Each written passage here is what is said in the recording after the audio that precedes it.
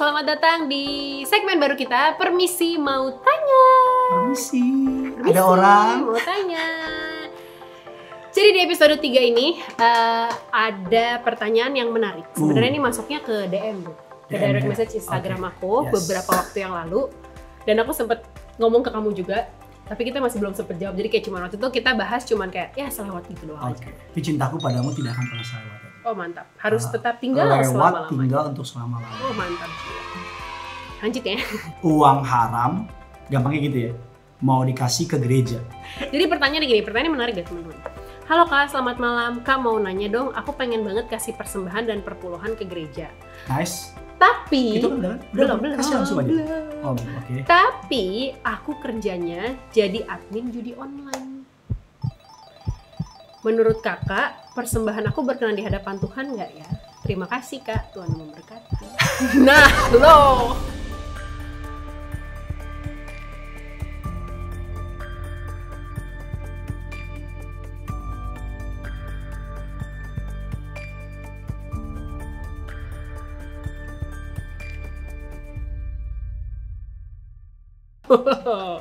Bisa nggak stop dibilang aku ingin banget kasih persembahan ke rumah Tuhan? Udah stop di situ gampang aja. Coba sekali lagi Beb.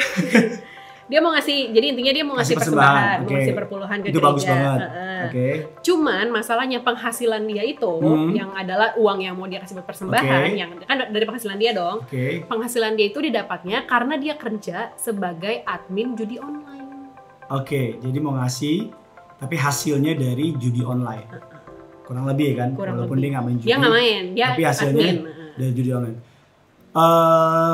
Lagi-lagi ini cuma sekedar sebuah buah pikiran. Tentunya saya pribadi akan mengelabeli atau membackup dengan firman Tuhan. Bukan membackup sih, karena backup kayaknya firman Tuhan backup, tapi berdasarkan yang benar-benar firman Tuhan. Tapi ini memang debatable karena beberapa teolog juga atau beberapa para gembala sangat mungkin cukup berbeda. Karena kan pasti orang yang istilahnya nih gampangnya gini ya. Yang pertama bahwa Alkitab bilang bahwa persembahan itu, firman Allah mengatakan enak ya saya ngambil. Panas banget. Jadi yang pertama ibadah kepada Allah harus dilakukan di dalam roh dan kebenaran. Dalam Yohanes 4 mengatakan gitu kan, ibadah kepada roh dalam roh dan kebenaran. Itu satu. Dan yang kedua juga persembahan yang diberikan kepada Allah itu dalam Roma 12 ayat yang pertama harus persembahan yang hidup, yang kudus, berkenan kepadanya. So kalau menjawab pertanyaan tadi, mungkin ada beberapa orang yang menganggap kayak oh kenapa enggak dan sebagainya. Tapi kalau aku sih lebih menyoroti gini, it's never about the money, it's never about the amount, it's never about nominal.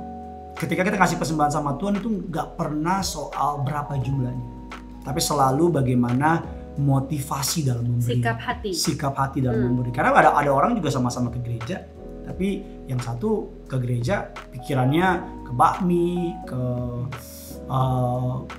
cewek cantik di row sebelah, atau dan sebagainya, ya kan, juga dan sebagainya. Tapi ada orang ke gereja yang hatinya rindu sama Tuhan. Ada juga orang melayani sungguh-sungguh buat Tuhan, tapi yang satu melayani buat pamer, ya kan. Jadi selalu dalam kekristenan Tuhan main di kedalaman. Tuhan gak pernah main di permukaan, karena dia gak butuh uang kita. Itu perlu dipahami. Mungkin bisa ting, gitu kan. Tuhan gak butuh uang kita. Ketika Tuhan meminta kita untuk memberi persembahan, itu pun juga persembahan, perpuluhan dan sebagainya masih menjadi debatable. Ada orang bilang udah gak usah kasih perpuluhan lagi. Mungkin kita bisa bahas juga di segmen berikutnya kan, ya. Perpuluhan boleh apa enggak dan sebagainya. Tapi tadi karena yang pertama gereja harus berbelas kasihan tentunya orang seperti itu. Artinya bahwa Tuhan mengasihi dia dan Tuhan menghargai kerinduannya untuk ngasih persembahan bagi nama Tuhan. Tetapi ini my opinion ya, pendapat aku berdasarkan ayat yang tadi dibaca, Tuhan lebih mengingini persembahan yang hidup, kudus, berkenan di hadapan Allah. So nggak ada yang salah sama dia, tapi saya berdoa biar someone tersebut bisa dapat pekerjaan dari hasil yang, karena mohon maaf judi tersebut juga nggak berkenan di hadapan Allah. Jadi takutnya ada orang berpikir gue kasih uang deh buat Tuhan, tapi maaf pekerjaan gue begini. Nyuci ininya ya, nyuci dosanya. Nah ya, nyuci dosanya ya kan? Dengan ngasih persembahan. Mengurangi rasa bersalahnya. Misalnya kan ngeri kan, misalnya kayak di kisah-kisah money laundry dan sebagainya. Mereka bandar narkoba yang kayaknya minta ampun, cinta Tuhan. Terus mereka bangun gereja dengan uang hasil narkoba, membunuh, menipu dan sebagainya. Nah, lagi-lagi bahwa Alkitab katakan itu persembahan yang keji di hadapan Allah. Allah lebih mengingini bukan soal jumlah. Kalau kamu ingat kisah seorang perempuan janda yang memberi persembahan kepada kota kolektor, ya kan? Dan Yesus kan ngeliatin kan, oh pada zaman sekarang tuh kalau ada pendeta ngeliatin kota kolektor pasti dibilang mata duitan kan, ya kan? Rame kan. Nah, Yesus ngeliatin tuh, kan beberapa orang, ada orang kaya ngasih persembahan, ada orang segala macam, tapi janda, bukan hanya janda tapi miskin. Jadi sebuah dua minoritas. Yang pertama janda, artinya nggak punya suami lagi untuk memayungi dia. Yang kedua miskin. Otomatis kalau udah janda tentu miskin, tapi ini janda miskin.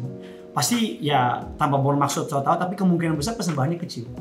Kemungkinan besar orang kayanya lebih banyak kasih persembahan. Dari segi nominal. Dari segi nominal. Tapi Yesus justru memuji persembahan janda itu. Karena dia memberi, Alkitab katakan lebih dari apa yang dia punya. Dan artinya I believe banget bahwa itu bicara mengenai hati. Seperti itu sih. Nah itu kan kalau yang tadi nanya kan itu Beb. Dia nggak main judi. Cuman kerjanya yang artinya gaji yang dia dapat dari hasil sebagai bandarnya kan. Berarti ada bandarnya, hasil keuntungan sebagai bandar buat gaji si adminnya. Sekarang gimana kalau yang dia yang main judi online, menang banyak banget ya kan? Si inget, oh iya gue punya penghasilan banyak nih, kasih perpuluhan kasih persembahan ke gereja. Tapi itu dia yang main judi, dia tiba-tiba menang judi, menang lotre gitu, menang taruhan. Itu ada kok, ada jemaat yang minta doa, Pak tolong doain Pak, saya mau pasang nomor katanya. Nomor togel. Nah terus dia dengar ayat firman, kebetulan ayat firman ini pas, let's say Roma 8:28. Terus dia taruh dan tiba-tiba keluar. Dan dia dengan bangganya dia mau ngasih persembahan sama Tuhan. Nah makanya gereja, para pemimpin gereja semua harus menyikapi ini dengan bijak. Alkitab katakan demikian. Kalau kamu ingat kisah Ananias Safira, mereka kan kisah rasul ya. Kisah rasul, mereka kasih persembahan kepada para rasul kan, ya kan? Hasilnya baik, hasil persembahannya clean. Apa sih jual tanahnya? Misalnya dia jual tanahnya di mana aja lah, misalnya sebut dia jual tanah, hasil baiknya dia udah nazar sama para rasul, dan dia ngasih. Misalnya hasilnya 10, tapi beberapa diumpetin. Dan kita katakan Ananias Safira mati, ya kan? Karena bukan soal uangnya. Makanya Pak Rasul kan bilang, kenapa kamu boleh begitu sih? Padahal kalau kamu nggak ngasih juga nggak ada apa-apa. Itu kita nggak pernah minta istilah gitu kan. Tapi kenapa kamu berbohong? Gitu. Jadi memang ketika Allah berbicara mengenai uang, Allah bukan berbicara mengenai uang secara menurut dunia, tapi Allah bicara mengenai hati kita. How we possess the money ya. Bagaimana cara kita bersikap atas uang. Makanya prinsipnya kan, apakah kita memiliki harta atau harta yang memiliki kita, is totally different. So ketika pertanyaan kamu tadi, gimana dengan orang-orang yang secara jelas kerjaannya tuh dalam tanda kutip against God, melawan Tuhan. Menarik ya kan? Gimana? Nah sebelum kita masuk lebih dalam lagi, nah kita coba selami lebih dalam. Kalau orang pasti langsung tegas bilang nggak boleh dan sebagainya, dan kita coba mau pelajarin ya. Yang pertama adalah kisah seorang perempuan yang mengurapi Yesus. Perempuan ini terkenal sebagai perempuan pelacur, pelacur, dan dia mengurapi Yesus. Dan we all know bahwa kemungkinan besar minyak yang dipakai untuk mengurapi kaki Yesus itu gambaran dimanapun diceritakan sangat keren sekali. Kemungkinan besar itu hasil dari melacur atau hal yang nggak baik, kemungkinan besar. Tapi Yesus tidak menolak. Yesus bilang, gila lu ngurapi dengan pakai hasil uang apa? Dari mana itu buat beli minyak? Ya kan? Satu kan. Tapi Yesus diem. Bahkan Yesus bilang dimanapun Injil diberitakan, nama Tuhan dipermuliakan. Ya kan, melalui mengingat kejadian ini. Terus kedua, kisah yang pendek, Zakheus, mohon maaf nggak ada maksud, tapi yang Zakheus, dia Alkitab katakan bukan hanya pemungut cukai, tapi kepala pemungut cukai. So pasti banget dia bukan hanya musuhnya Tuhan karena memungut cukai, tapi dia juga musuhnya orang Yahudi. Nah ketika Yesus datang ke kotanya, masuk ke rumahnya, makan di rumahnya, Yesus nggak nanya, nih beli lauk pakai duit nih, pajak siapa? Pajaknya si ini nih. Terus kata Petrus, pajak kita Yesus kurang ajar loh katanya gitu. Ya kan misalnya ya kan. Tapi Yesus nggak mengkondem, nggak mengapa. Bukan berarti Yesus menyetujui perbuatan mereka. Tapi dari dua orang yang tadi itu gambar atau titik temunya atau benang merahnya, dua-duanya itu mencintai Tuhan. Dan ujung-ujungnya dua-duanya bertobat. That's it, itu kata kuncinya. Dua-duanya bertobat. Si perempuan itu kan nggak mungkin perempuan itu mengembalikan uangnya kepada laki-laki yang bersetubuh sama dia. Nggak mungkin, satu. Dan juga Zakius kan bilang, kalau ada orang yang pernah kuperas, kiranya ada sesuatu yang kuperas, seorang akan kembalikan kalimat. Setengah hartaku kuberikan. Jadi artinya bahwa ketika Yesus datang ke tempat itu, Yesus tahu ini orang ngasih uangnya nggak benar, tapi ini orang mencintai aku. That's why ini orang yakin, Yesus yakin, believe untuk the best dari Zakius pasti akan bertobat. Seperti itu. Oke. Nah. Menarik ya. Jadi pokoknya kuncinya adalah kalau dari dua contoh tadi, walaupun hasilnya dari hal yang gak baik, tapi ujung-ujungnya membawa dia kepada pertobatan. Dia meninggalkan habitnya yang lama, sumber pemasukannya yang gak benar itu dia tinggalin, dan sungguh-sungguh ya jadi di jalan yang benar gitu ya. Dalam Alkitab juga disebut ada namanya Kuza, perempuan yang melayani Yesus. Dia itu bendaharanya Herodes. Dia ngasih persembahan ke Yesus. Dan Yesus menerima. Yesus nggak bilang, gila lu, terima. Kita semua tahu kalau dari Herodes kan raja yang lalim. Kemungkinan besar juga uangnya mungkin nggak benar, gitu. Tapi lagi-lagi gereja atau gampang gini deh, biar kita nggak susah ya kan. Gampangnya yang pertama gini, kalau gereja tahu uang tersebut hasilnya dari haram, narkoba, pembunuhan, kejahatan, korupsi dan sebagainya, gereja harus tentunya dengan kasih dan juga dengan tegas, dengan lembut menolak. Karena lagi-lagi bukan soal uangnya, itu satu. Jadi kalau gereja tahu, bisa jelas-jelas nih yang datang nih misalnya Pablo Escobar kalau masih hidup kan, dia datang terus dia bilang, ini uang nih, gue mau bangun gereja segala macam. Nah, rasa-rasanya mungkin beberapa orang bilang, kan bisa bangun ini, bisa bangun ini, bisa bangun ini. Lagi-lagi perlu kita ingat, yang menyelamatkan orang bukan uang tapi Tuhan. Yang membangun gerejanya bukan uang tapi Tuhan. Uang itu cuma sebagai pembantunya Tuhan. Dan yang kedua, gereja juga nggak perlu apa-apa tanya orang dari mana hasilnya nih, ya kan, karena juga itu jadinya bagaimana kan. Jadi pertama harus berbelas kasihan, ya kan. Kalau ada orang yang jelas-jelas ngasihnya dari uang yang haram, nggak bener dan nggak beres, gereja dengan lemah lembut, dengan kasih Kristus menolak dan mendoakan supaya bertobat. Nah yang ketiga adalah pihak gereja harus menyadarkan kepada jemaat bahwa pengajaran tentang uang, maka kita katakan tidak seorang berdatang kepada dua hal, uang dan mamon. Ya kan, Allah bukan menyamakan ya, rivalnya, musuh besarnya itu mamon. Nah, gereja harus konsisten berkali-kali berulang-ulang memberitakan mengenai bahwa uang itu memang membantu, tapi uang itu cuma sekedar saluran berkatnya, bukan sumber berkatnya. Dan yang keempat, yang terakhir ya, gereja harus mengutamakan Tuhan di atas segalanya, bukan uang. Karena yang menjadi repot ketika orang kaya punya uang tapi hidupnya nggak benar, gereja tersandra. Atau pengusaha, pejabat punya uang, jadi gereja kayak dimiliki sama orang-orang itu. Atau gerejanya ada jemaatnya yang kaya tapi karena hasilnya benar terus gereja terima.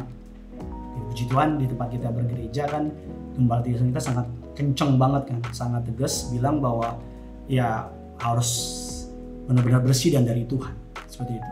Kira-kira bagaimana? Ini menarik ya. Kalau bicara motivasi, wah menarik nih. Bicara motivasi untuk memberi atau memberkati gereja, misalkan ada orang dia dulu kerjanya bener nih, jadi karyawan. Saya jadi keringetan nih pertanyaan ini. Kerjanya bener, tapi ternyata nggak sukses-sukses. Akhirnya motivasi dia untuk memberkati itu nggak kesampaian. Tibalah momen dia dapat pekerjaan yang nggak bener nih di dunia hitam dan sukses. Dan sukses. Nah dia melimitkan waktunya, gue kerja di dunia hitam dulu, kumpulin uang banyak, habis itu gue bertobat dan gue bisa berkatin orang atau gereja. Itu gimana? Gimana apanya nih? Gimana menanggapi orang-orang yang memilih jalan seperti itu, kerja dulu di dunia hitam karena kira bisa sukses, karena pernah kerja di dunia putih nggak sukses.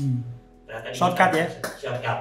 Nah itu benar apa enggak motivasi yang kayak gitu? Pasti salah ya, karena lagi-lagi Tuhan nggak butuh uang kita. Ada banyak orang berpikir bahwa dari kecil gue pengen kaya, bodo amat caranya. Pokoknya gue kaya, nanti hasilnya gue pakai untuk nolong orang, bangun orang. Mereka berpikir uang yang nolong orang, padahal yang nolong orang nggak pernah uang, tapi Tuhan. Walaupun dalam kenyataannya Tuhan pakai uang untuk bantu orang tersebut. Itu satu. Dan yang kedua, repot ketika orang nggak sukses di dunia putih, masuk ke dunia hitam dan ngaco, terus kasih persembahan dengan harapan bisa mencuci dosanya, dengan harapan bisa meringankan dosanya. Walaupun gue nggak tahu motivasinya, karena lagi-lagi at the end hakim dari segala hakim Tuhan, ya kan? Nggak pernah tahu loh. Siapa tahu ternyata, tapi ini kasus ya. Ini case ini nggak bisa dibilang sebagai sebuah doktrin atau kebenaran. Kalau ditanya gampangnya, Alkitab bilang persembahan yang kudus, yang hidup dan berkenan di hadapan Allah. Satu ayat bilang gini, menarik ya satu ayatnya. Dalam Matius 23 dan 23. Tiba-tiba ingat gini. Celakalah kamu, hai ahli-ahli Taurat dan orang-orang Farisi. Hai kamu orang-orang munafik. Sebab persepuluhan dari selasi, adas manis dan jintan kamu bayar. Tetapi yang terpenting dalam hukum Taurat kamu abaikan, yaitu keadilan, belas kasihan, dan kesetiaan. Yang satu harus dilakukan, yang lain jangan diabaikan. Yesus bilang begini, bagus bayar persembahan. Yesus bilang, bagus kasih perpuluhan. Tapi buat apa lo kasih itu semua, tapi lo gak adil hidup lo. Lo gak punya belas kasihan sama orang lain, dan lo gak punya kesetiaan. Buat apa, kata Yesus. Jadi kalau balik lagi, kalau ngomong rootnya, Yesus lebih menyukai bukan persembahan-persembahan secara physically, tapi lebih dari segalanya. Walaupun fisik itu menandakan hati kita kan. Orang ngasih kan hatinya mengatur. Tapi Tuhan lebih mau jangan sampai lo ngasih persembahan, tapi hati lo gak beres. Atau lo ngasih persembahan sebagai alasan kayak, gue udah ngasih ya, lo berkatin gue lo. Gue udah ngasih ya, lo tolong gue lo. Aku percaya Tuhan berkati lipat kali ganda. Nah ya kan, pokoknya ngasih 10. Berarti bulan depan Tuhan bales 100. 100 ya kan. Walaupun ada ayatnya, iya, berbuka lipat. Tapi itu kan kalau bagi saya Beb, Saya.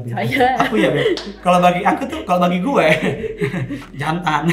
Kalau bagi gue sih itu bukan ngasih, itu bisnis, investasi, itu mancing. Iya, mancing Tuhan. Kayak bisnisin Tuhan. Nggak ada bedanya sama jin. Iya. Ya kan, so kalau memberi persembahan percaya Tuhan pasti balas. Tapi nggak usah dipikirin balasnya. Giving dengan suka hati. Wah, bulan depan ada kebutuhan 500 juta nih. Oke, kasih sama Tuhan 5 juta deh, dibalasnya 100 kali lipat. Iya, kalau bener kayak bisa begitu kan, ya memang kenyataan ada yang beberapa seperti itu. Tapi kan nanti malah orang jadi kecewa. Iya. Mana nih, nggak dibalas nih, dan sebagainya. Seperti itu sih. Berarti kalau kayak orang dapat hasil kekayaannya dari contohnya ngepet gitu ya. Berharap itu harus ngepet ya. Hartanya bisa disucikan dengan ngasih ke Tuhan, gimana Bang? Ngepet aja udah jelas perzinahan dengan roh ya kan. Ini kenapa babi ngepet pertanyaannya ya kan? Mungkin karena kita bisa makan babi rica tadi. Oh iya. Pantas tiap malam gak bisa dihubungin ya. Kayaknya jaga lilin nih. Ya, jadi gini, menyucikan harta ya itu dia tadi gitu. Maksudnya kau udah jelas-jelas salah, nggak benar, yang ngepet ya. Jelas-jelas salah, nggak benar, dan pengen ngasih ke Tuhan dari yang nggak benar dan yang salah itu, ya for me sih lagi-lagi nggak pernah soal uangnya. Ketika kita ngasih persembahan, Tuhan tuh nggak pernah sibuk sama berapa jumlahnya. Dia nggak pernah sibuk, surga dia kan Bapa, dia yang maha kaya. Contoh, aku sama kamu Beb, anak kita ngasih kita sesuatu, kita kan nggak pusing kan berapa jumlahnya kan. Bagi kita, misalnya anak kita gini ngasih misal 1.000, begini punya uang 1.000 buat mama papa, tapi tulus gitu. Oh iya makasih ya, kita kasih 1 juta nanti sama dia, ya kan, karena kita sayang. Tapi kalau misalnya dikasih ini nih gini, kasih 100.000, dalam hatinya dia, kalau 100.000 nih nanti aku bisa begini, papaku akan kasih. Iya. Kita Ngeselin juga sih itu. Kita masih kayak, anak ngeselin dia nggak tahu diri. Kok begitu mentalnya? Iya. Seperti itu sih. Jadi yang menyucikan harta kita ya lebih terpenting adalah our heart sih sama Tuhan. Karena gue percaya banget Tuhan selalu melihat hati. That's why kita katakan jaga hati dengan segala kewaspadaan, sebab dari situlah terpancar kehidupan. Terjemahan BMK-nya bilang jagalah hatimu baik-baik, karena hatimu menentukan hidupmu. Boleh ini dong, boleh menjadikan alasan gue lagi kerja di bidang yang gak benar, padahal punya pendapatan dan mampu untuk memberi ke gereja, bisa membenarkan diri bahwa ya udah kan gue lagi kerja di tempat yang gak benar, tapi gue kaya nih, jadi karena tempat gue gak benar, gue gak kerja, nggak ngasih persembahan. Menarik. For the conclusion, untuk penutup, at the end, jawaban kita bisa jadi mungkin salah. Bisa jadi walaupun confirm, yakin dengan belajar, dengan baca dan sebagainya dan merenung, I'm sure bahwa lagi-lagi Tuhan gak pernah bicara soal jumlahnya, tapi Tuhan mau lihat hatinya. Tapi mau lebih baik, mau lebih gampang adalah dengan karya Roh Kudus dalam hati teman-teman semua. Bisa berdoa, bisa bertanya sama Tuhan. Karena lagi-lagi seperti tadi, seorang perempuan yang berzina, seorang Zakius, Akuza, bendaharanya Herodes yang ngasih persembahan, padahal mungkin hasil uangnya dari raja yang lalim dan sebagainya. Lagi-lagi bagaimana hati kita sama Tuhan. Dan ketika bicara mengenai hati sama Tuhan, itu motivasi sama Tuhan. So kita manusia nggak pada tempatnya. Who are we to judge? Yes, that's all. By the way, ini sebagai tempat akademis, tempat teologi ya. So kalau ada pertanyaan yang atau ada jawaban yang menurut kalian lebih baik, feel free untuk tulis komentar di bawah. Dengan catatan diskusi yang sehat ya Diskusi teman-teman. yang sehat, okay. Jangan pakai kata-kata kasar. Betul sekali, dilarang kasar, oke?